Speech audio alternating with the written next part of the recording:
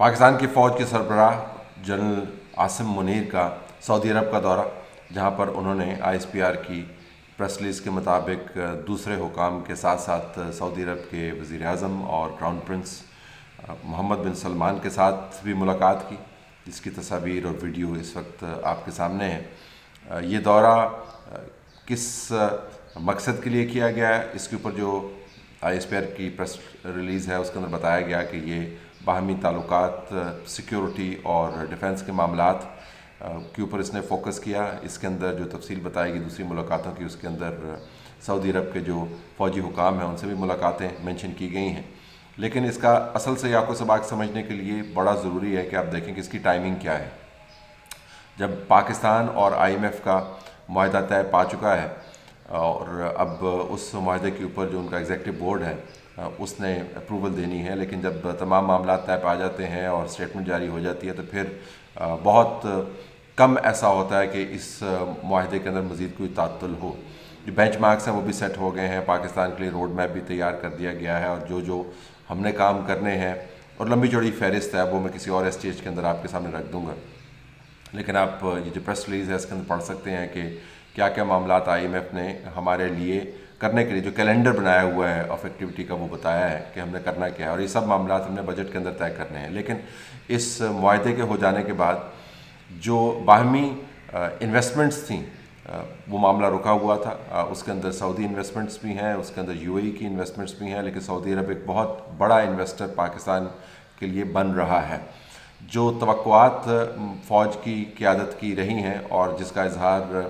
جو پچھلی حکومت نے ایک نئی باڈی بنائی S I F C foreign investment کو فیسیلیٹیٹ کرنے کے لیے اور دوسرے معاملات کے اندر پروجیکٹس کے ذریعے اسٹیبلٹی لانے کے لیے تاکہ معیشت کا پہیہ جو ہے وہ گھومے، اس کے ضمن میں اگر آپ دیکھیں تو سعودی عرب کا ایک بہت بڑا حصہ ہوگا، چاہے وہ پاکستان کے زراعت کے شعبے میں ہو، چاہے پاکستان نے جو اثاثے ڈس انویسٹ کرنے ہیں ان کے اندر ان کی پرچیز ہو، یا دوسرے ایشوز ہیں جہاں پر سعودی عرب اپنے پیسوں کے ذریعے، انویسٹمنٹ کے ذریعے پاکستان کی مدد کر سکتا ہے اور پاکستان کی اکانومی کو بوسٹ کر سکتا ہے، وہ آئیڈینٹیفائی کیے گئے ہیں۔ تو ایس آئی ایف سی کے کھاتے کے نیچے پاکستان توقع کر رہا ہے کہ سعودی عرب آئی ایم ایف کے ڈیل کے بعد اب اس کمٹمنٹ کو ڈیلیور کرنا شروع کرے گا۔ اب ظاہراً تو وزیر اعظم کو جانا چاہیے، ظاہراً تو وزیر خزانہ کو جانا چاہیے، لیکن فوج نے سعودی عرب کے معاملات میں ہمیشہ لیڈ کیا ہے۔ آپ کو یاد ہوگا کہ پچھلے فوجی سربراہان جو ہیں وہ بھی سعودی عرب کے ساتھ معاملات صرف سیکیورٹی کے ہی ڈسکس نہیں کرتے تھے، وہ معیشت کے بھی ڈسکس کرتے تھے اور معاشی معاملات میں بھی اپنا کردار ادا کرتے تھے۔ اس مرتبہ بہرحال چونکہ ایک سٹرکچر بالکل علیحدہ بنا ہوا ہے ایس آئی ایف سی کا، اور اس مرتبہ حکومت شہباز شریف صاحب کی جو ہے وہ اسٹیبلشمنٹ کے اگر آپ زاویے سے دیکھیں تو کافی ولنریبل ہے، تو اس مرتبہ آپ کو اسٹیبلشمنٹ کا رول زیادہ نظر آئے گا۔ یہ بھی یاد رہے کہ اس دورے سے پہلے سعودی عرب کے ساتھ جو بات چیت ہوئی اس کے اندر بھی فوج کا ایک کلیدی کردار رہا ہے۔ ہمیں یہ بھی بتایا جاتا ہے کہ آئی ایم ایف کے ساتھ جو معاملات پچھلی مرتبہ بھی طے ہوئے اس کے اندر جو بیسک کمٹمنٹس تھیں اس کے سامنے جب روڈ بلاکس آئے تو اس کو بھی انٹیلیجنس کے آفیشلز کے ذریعے ناک آؤٹ کیا گیا، اگرچہ پرائم منسٹر نے اس وقت شہباز شریف صاحب تھے، انہوں نے بھی آخر میں آ کے اس معاہدے کو کلوز کروایا، جس کی ایک ایکسٹینشن اس وقت آپ کو نظر آ رہی ہے۔ لیکن فوج کا کردار، اسٹیبلشمنٹ کا کردار، انٹیلیجنس کا کردار آپ کو معاشی معاملات کے اندر بڑھتا ہوا نظر آئے گا۔ اب جو ماڈل ہمارے سامنے ڈیولپ ہو رہا ہے وہ یہ ہے کہ پاکستان کے اندر جو خلفشار برپا کیا گیا تھا پچھلے 3-4 سال کے اندر، اور وہ عمران پروجیکٹ کے ذریعے کیا گیا تھا، جو اسٹیبلشمنٹ کے ذریعے کریٹ کروایا گیا، اس کے بعد وہ پروجیکٹ خراب ہو گیا، آپس میں لڑائی ہو گئی، اور پھر جو فساد پاکستان کے اندر برپا ہوا وہ آپ کے سامنے ہے۔ اب اس فساد کو آہستہ آہستہ آپ نے ڈیفیوز کرنا ہے۔ جو حالیہ انتخابات کے نتائج ہیں اس کے بعد یہ ڈیفیوز ہوتا ہوا نظر نہیں آ رہا، اس کو ایک پولیٹیکل انڈورسمنٹ مل گئی ہے، لیکن جو اسٹیبلشمنٹ کے قریبی ذرائع ہیں وہ ہمیں بتاتے ہیں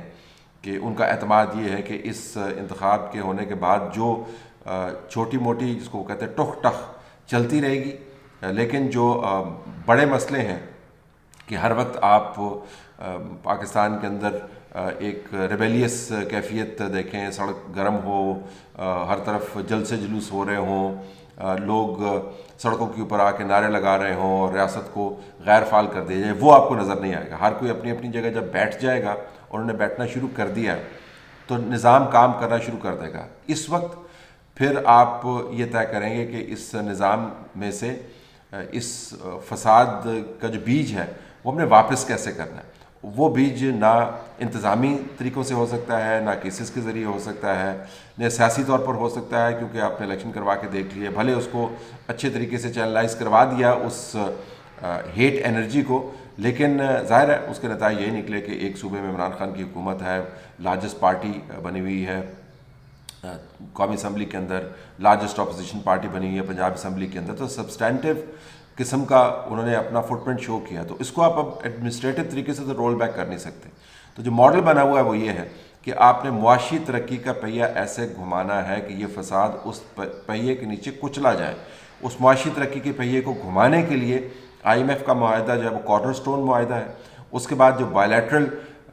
آپ کی کمٹمنٹس ہیں جس کے اوپر ممالک نے کہا ہوا ہے آپ کو کہ اگر آئی ایم ایف کی طرف سے آپ کو انڈورسمنٹس ملتی ہیں تو اس فریم ورک کے اندر ہم آپ کے ساتھ بات کریں گے۔ پہلے یہ نہیں ہوتا تھا، آئی ایم ایف کے ساتھ ہم بات چیت کرتے ہوتے تھے اور بات چیت کو کبھی آگے لے کے چلتے تھے، کبھی سائڈ پہ لے کے چلے جاتے تھے، معاہدہ کنکلوڈ کرتے تھے، کمپلیٹ نہیں کرتے تھے اور کہتے تھے کہ ہمارے پاس اور آپشنز موجود ہیں۔ اور آپشنز کیا تھی؟ سعودی عرب سے ہم انگیجمنٹ کر لیتے تھے، یو اے ای سے انگیجمنٹ کر لیتے تھے، قطر سے انگیجمنٹ کر لیتے تھے، چائنا سے انگیجمنٹ کر لیتے تھے۔ اب وہ معاملہ ختم ہو گیا۔ اب یہ تمام ممالک جو ہیں کمپلیکس وجوہات کی بنیاد پر آپ سے یہی بات کرتے ہیں کہ آئی ایم ایف کے ساتھ اپنے معاہدے طے کریں،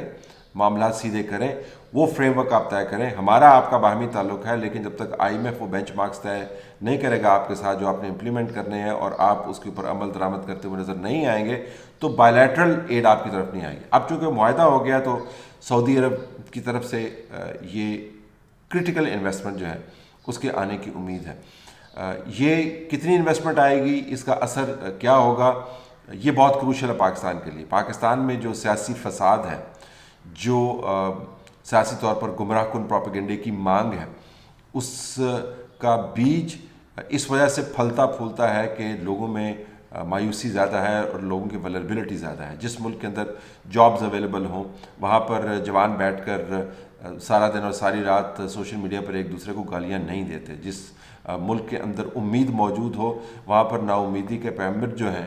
وہ آ کے اپنا پیغام مؤثر طریقے سے نہیں پھیلا سکتے۔ جس معاشرے کے اندر لوگوں کے کاروبار چل رہے ہوں وہاں پہ آپ ہڑتالوں کو کامیاب نہیں کروا سکتے۔ جہاں پر یہ سب کچھ نہ ہو رہا ہو وہاں پر سیاسی فساد نے بڑھنا ہے۔ تو جو ماڈل اس وقت بنا رہے ہیں وہ یہ ہے کہ معاشی طور پر پاکستان اگر ٹیک آف کرنے کی پوزیشن میں آ جائے بیرونی انویسٹمنٹ کے ذریعے تو یہ سیاسی فساد کچلا جائے۔ تو سعودی دورہ جو ہے وہ صرف دفاعی معاملات والا دورہ نہیں ہے، وہ صرف سیکیورٹی کے معاملات والا دورہ نہیں ہے، وہ برادرلی کنٹریز کے درمیان ایشوز کو آگے لے جانے والا